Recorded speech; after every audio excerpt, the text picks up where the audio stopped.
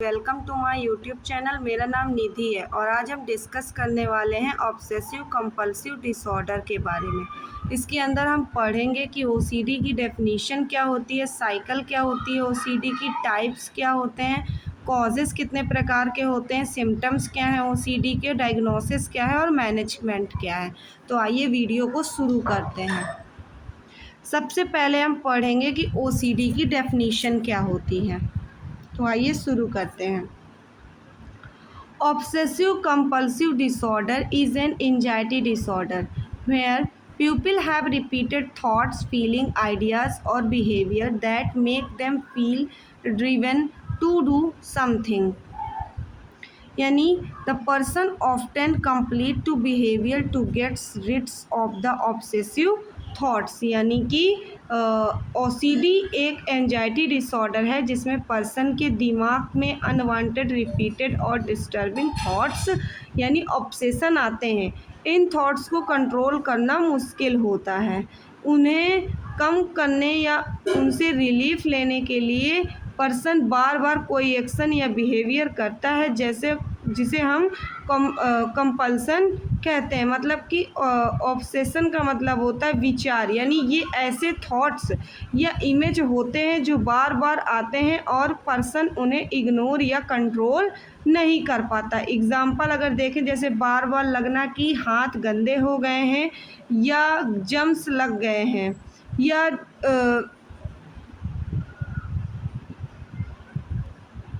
और जैसे कि नेक्स्ट है कंपल्सन। कंपल्सन यानी कि ये वो एक्शन है जो पर्सन रिपीटिवली करता रहता है, यानी उसकी एंजाइटी जो उसे हुई है उसको कैसे कम करने के लिए वो जो एक्टिविटीज़ को परफॉर्म करता रहता है रिपीटेड फॉर्म में, वो हमारे कंपल्सन्स कहलाते हैं। जैसे हाथ को बार बार धोना इवन जब वो क्लीन होते हैं, ठीक है। या फिर एग्ज़ाम्पल ले लें, जैसे उसको बार बार लगेगा कि गैस बंद की है मैंने या खोली हुई है, या फिर मैंने गेट लॉक किया है या नहीं किया है, या फिर चीज़ों के प्रॉपर ऑर्डर में अरेंज करना, जैसे सिमेट्री में अरेंज करना, ये सारी चीज़ें हम ओसीडी के अंदर पढ़ते हैं। नेक्स्ट है हमारी साइकिल ऑफ ओसीडी। जैसे कि साइकिल ऑफ ओसीडी में हम पढ़ेंगे सबसे पहले ऑब्सेशन, और यानी हमें ऐसे थॉट्स आएंगे कि हमारे हाथ गंदे हैं, उनमें जम्स लगे होंगे जिसे लेकर हमें एंजाइटी फील होगी। फिर हमें कंपल्सन्स होंगे। कंपल्सन्स का मतलब होता है कि हम उन अपनी एंजाइटी को दूर करने के लिए ऐसी रिपीटेड फॉर्म में एक्टिविटीज़ को परफॉर्म करेंगे, यानी हम बार बार अपने हाथों को धोएंगे और अपने आप को टेम्परेरी रिलीफ प्रोवाइड कराएंगे कि हमें ऐसा लगे कि हमारे हाथ साफ़ हो गए, लेकिन थोड़ी देर बाद हमें फिर से वापस से ऑब्सेशंस होने लगते हैं। यानी ये साइकिल रिपीटेड फॉर्म में होती है जो कि डेली लाइफ में मतलब होती रहती है। नेक्स्ट हम पढ़ेंगे टाइप्स ऑफ ओसीडी। तो there are many types of OCD. जैसे कि पहला टाइप होता है कंटामिनेशन ऑब्सेसिव कंपल्सिव डिसऑर्डर, यानी ऐसा लगना कि हमारे हाथ गंदे हैं और उन्हें बार बार क्लीन करना, ठीक है। इस टाइप में पर्सन को लगातार ये ऑब्सेशन होते हैं कि क्लीन है, यानी कि जो चीज़ें हैं वो गंदी हैं या उन पे जर्म्स या वायरस हैं।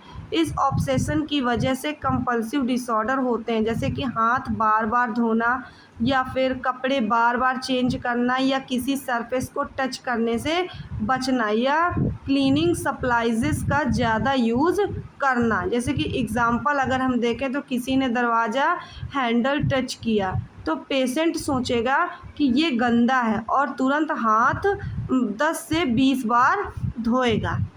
नेक्स्ट हमारा है सेकंड टाइप है हमारा परफेक्शनिज्म। यानी कि इसमें क्या होता है कि ये ओसीडी का एक टाइप है जिसमें इंसान को लगता है कि हर चीज़ परफेक्ट या बिल्कुल ठीक और फ्लॉलेस होनी चाहिए। अगर चीज़ थोड़ी भी इम्परफेक्ट है तो पेशेंट को एंजाइटी, इरिटेशन और रेस्टलेसनेस फील होता है। नेक्स्ट टाइप है हमारा चेकिंग ओसीडी के अंदर पेशेंट को बार बार डाउट होता है कि उन्होंने कोई काम सही से किया है या नहीं, यानी इसका कंपल्सन, जैसे कि कंपल्सन क्या होगा, यानी बार बार चेक करना कि दरवाज़ा लॉक किया है कि नहीं, यानी कि गैस स्टोव बंद है या नहीं, इलेक्ट्रिक स्विच ऑफ किया है या नहीं, या फिर इम्पॉर्टेंट डॉक्यूमेंट या वेरिएबल्स साफ़ हैं या नहीं। यानी एग्ज़ाम्पल, घर से निकलने के बाद भी बार बार वापस आकर चेक करना कि हमने दरवाज़ा लॉक किया है या नहीं। नेक्स्ट टाइप है हमारा हार्म ओसीडी। हार्म ओसीडी एक ओसीडी का सब टाइप है जिसमें पर्सन के दिमाग में अनवांटेड डिस्टर्बिंग थॉट्स या इमेज आते हैं कि कल वो अपने आप को या दूसरों को हर्ट या किल कर सकता है। ये थॉट्स सिर्फ इमेजिनेशन होते हैं, पेशेंट उन्हें करना नहीं चाहता है लेकिन फिर भी वो बार बार माइंड में घुस जाते हैं और बहुत गिल्ट और फियर और एंजाइटी क्रिएट करते हैं। नेक्स्ट टाइप है हमारा सुपरस्टिशियस ओसीडी, यानी कि सुपरस्टिशियस ओसीडी को मैजिकल थिंकिंग ओसीडी भी कहा जाता है। इसमें इंसान को लगता है कि उनके थॉट्स, नंबर या rituals directly real life events को कंट्रोल करते हैं। मतलब अगर उन्हें एक स्पेसिफिक रिचुअल फॉलो नहीं किया तो कुछ भी बुरा हो जाएगा। यानी एग्ज़ाम्पल अगर देखा जाए तो अगर मतलब कि अगर मैं 3 बार लाइट स्विच ऑन या ऑफ़ करूँगा तो मेरे पेरेंट्स के साथ कुछ एक्सीडेंट हो जाएगा। यानी कुछ ऐसा फ़ील करना कि अगर मैं ऐसा काम नहीं करूँगा तो मेरे साथ ऐसा गलत काम हो जाएगा। नेक्स्ट है हमारा रिचुअल और मोरल ओसीडी। इस ओसीडी टाइप में इंसान को अपने रिलीजियस बिलीफ या प्रेयर रिचुअल से रिलेटेड अनवांटेड थॉट्स और डाउट्स आते हैं। ये थॉट्स इतने डिस्टर्बिंग होते हैं कि पर्सन को गिल्ट और फियर फील होता है कि कहीं मैं पाप तो नहीं कर दिया। यानी इसका ऑब्सेशन अगर देखा जाए तो क्या होगा कि मुझे प्रेयर परफेक्ट तरीके से करनी चाहिए वरना गॉड मुझे पनिश करेंगे। या फिर दूसरा एग्जांपल देखें कि अगर मैंने गलती से गलत सोच लिया तो मैं पाप कर दिया। यानी कि मुझे रिचुअल बार बार रिपीट करने चाहिए ताकि मैं क्लीन और प्योर रहूं। तो इसका कंपल्सन्स क्या हो जाएंगे कि प्रेयर या रिचुअल बार बार करना जब तक बिल्कुल परफेक्ट ना लगे। अगर हम इसके कंपल्सन्स को देखें यानी बिहेवियर्स को देखें तो इसके अंदर जैसे कि प्रेयर या रिचुअल्स बार बार करना जब तक बिल्कुल परफेक्ट ना लगे, या फिर रिलीजियस टेक्स्ट को रिपीटली पढ़ना और गलती ना हो इसकी चेकिंग करना, ये सारी चीज़ें हमें इसके अंदर डिटेक्ट यानी ऐसा हमें फील होता है। नेक्स्ट है हमारा सेक्सुअल ओरिएंटेशन। सेक्सुअल ओरिएंटेशन का मतलब होता है कि एक इंसान की इमोशनल या रोमांटिक और सोशल अट्रैक्शन दूसरे लोगों की तरफ ये बताता है कि एक इंसान या पर्सन किस जेंडर या मल्टीपल जेंडर्स की तरफ नेचुरली अट्रैक्ट होता है। ये एक नेचुरली वेरिएशन है, यानी चॉइस नहीं, इसमें कोई चॉइस नहीं होती है। मतलब इंसान डिसाइड नहीं करता कि उसका ओरिएंटेशन क्या होगा, बल्कि ये नेचुरली डेवलप्ड होता है। ये मतलब ये भी बहुत टाइप के होते हैं जैसे कि हेट्रोसेक्सुअल या फिर होमोसेक्सुअल या फिर बाईसेक्सुअल या फिर पैनसेक्सुअल या फिर एसेक्सुअल या फिर क्वेश्चनिंग जैसे टाइप्स के। नेक्स्ट टाइप है हमारा रिलेशनशिप ओसीडी एक ओसीडी का सब टाइप है जिसमें इंसान को अपने रोमांटिक रिलेशनशिप या अनवांटेड थॉट्स, डाउट और फियर बार बार आते हैं। ये डाउट्स इतने स्ट्रॉन्ग होते हैं कि पर्सन अपने पार्टनर या रिलेशनशिप को बार बार क्वेश्चन करता है, चाहे रिलेशनशिप एक्चुअली हेल्दी हो या नहीं हो। नेक्स्ट हम पढ़ेंगे कॉजेज़ ऑफ ओसीडी। तो बहुत सारे कॉजेज़ हो सकते हैं ओसीडी के, जैसे कि बायोलॉजिकल फैक्टर हो गया। तो बायोलॉजिकल फैक्टर के अंदर हम पढ़ेंगे जैसे कि बायोलॉजिकल फैक्टर में है imbalance of neurotransmitter specially serotonin, या फिर over activity of brain circuits like as orbitofrontal cortex या फिर कैनुडेट न्यूक्लियस। यानी कि इसमें क्या होता है कि ओसीडी मोस्टली सेरोटोनिन का इम्बैलेंस होता है। सेरोटोनिन एक तरीके का न्यूरोट्रांसमीटर होता है। सेरोटोनिन मूड, एंजाइटी और थिंकिंग को रेगुलेट करता है। जब उसका लेवल इम्बैलेंस होता है तो अनवांटेड थॉट्स और कंपल्सिव बिहेवियर डेवलप्ड हो सकते हैं। नेक्स्ट है हमारे genetic factors. Genetic factors runs in familiars highly risk in first degree relative has OCD, यानी अगर फैमिली में किसी को ओसीडी है तो चांसेस बढ़ जाते हैं कि अगली जनरेशन में भी हो सकता है। यानी स्टडी सजेस्ट करते हैं कि ओसीडी का एक जेनेटिक कंपोनेंट होता है। नेक्स्ट हम पढ़ेंगे साइकोलॉजिकल फैक्टर। साइकोलॉजिकल फैक्टर हमारा जैसे कि बहुत टाइप में है। जैसे कि हमारा पहला है personality traits like as perfectionism या फिर हाई सेंस ऑफ रिस्पॉन्सिबिलिटी, यानी जब लोग परफेक्शनिस्ट ओवर रिस्पॉन्सिबल या हाईली या फिर कॉन्सेंटियस होते हैं तो उनमें ओसीडी डेवलप्ड होने के रिस्क ज़्यादा होते हैं। या फिर ओसीडी पेशेंट सोचते हैं कि मेरे थॉट्स डेंजरस हैं, या अगर मैंने किसी गलत बात के बारे में सोचा तो वो सच हो जाएगा। ऐसे कुछ चीज़ें होती रहती। नेक्स्ट हम पढ़ेंगे इन्वायरमेंटल फैक्टर्स के बारे में।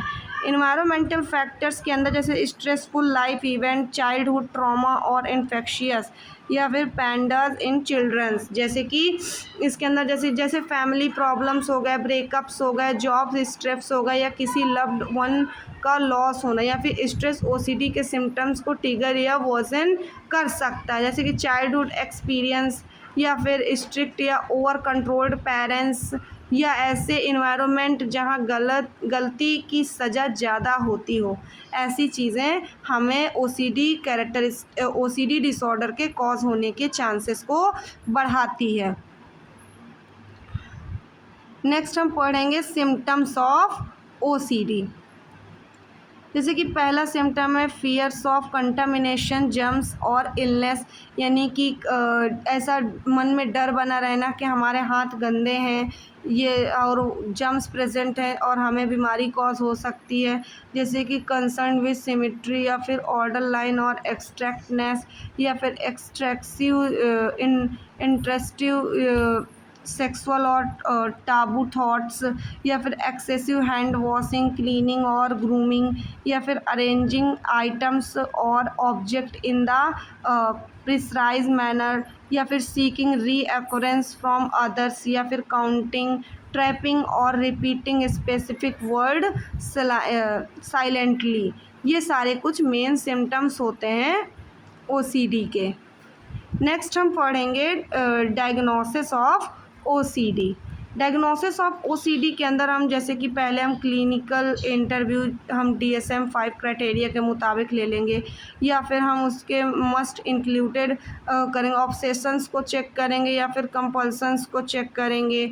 फिर हम उसके सिम्टम्स या फिर उसके कॉजेज़ को देखेंगे, क्या किस कारण से ये चीज़ें कॉज हुई हैं या फिर क्या इम्पेयरमेंट उसका, मतलब हम मेंटल कंडीशंस को चेक करेंगे, मेंटल स्टेटस चेक करेंगे, या फिर not explained by other mental disorder, generalised anxiety disorder या फिर साइकोसिस। हम मतलब कि उसे कोई और मेंटल डिसऑर्डर एक्सप्लेन्ड नहीं करेंगे, जैसे कि उसे कोई और एंजाइटी डिसऑर्डर या फिर साइकोसिस जैसी कंडीशन हो। अब इसका हम ट्रीटमेंट क्या क्या कर सकते हैं, जैसे कि हम उसको साइकोलॉजिकल थेरेपीज़ प्रोवाइड कर सकते हैं, जैसे कि हमारी कॉग्निटिव थेरेपी होती है, या फिर एक्सपोजर या फिर रिस्पॉन्सिवनेस प्रिवेंटिंग थेरेपी होती है, जिसमें पेशेंट ग्रेजुअली एक्सपोज्ड होता है अपने डर से। और दूसरा है हमारा प्रिवेंट फ्रॉम परफॉर्मिंग कंपल्सन, यानी कि जो वो बार बार जिन एक्टिविटीज़ को रिपीटेड फॉर्म में कर रहा है उनसे हम उनको प्रिवेंट कर सकते हैं, यानी हम उसकी ऑब्सेसिव ओसीडी साइकिल को तोड़ने में या वीक करने में हेल्प कर सकती है। नेक्स्ट है हमारी मेडिकेशंस हम क्या क्या प्रोवाइड करते हैं, जैसे कि SSRI यानी सेरोटोनिन सेलेक्टिव रीअपटेक इनहिबिटर, या फिर जिसमें हमारा ये कुछ मेडिसिन हैं जैसे कि क्लोरिप्रामाइन, जैसे कि ट्राईसाइक्लिक एंटी डिप्रेसेंट है to make a week to show effect, या फिर कॉम्बिनेशन थेरेपी इसमें हम कॉम्बिनेशन थेरेपी के साथ मेडिसिन हम प्रोवाइड करा सकते हैं, या फिर बहुत सारे अदर ट्रीटमेंट्स होते हैं, या फिर कुछ न्यूरो सर्जरी भी करवा सकते हैं, या फिर रेयर लास्ट रिसोर्ट टाइम के लिए। नेक्स्ट, आज इस वीडियो में इतना ही। अगर आपको ये वीडियो पसंद आई हो तो चैनल को लाइक करें और सब्सक्राइब करें और बेल आइकन को प्रेस करें। Thank you.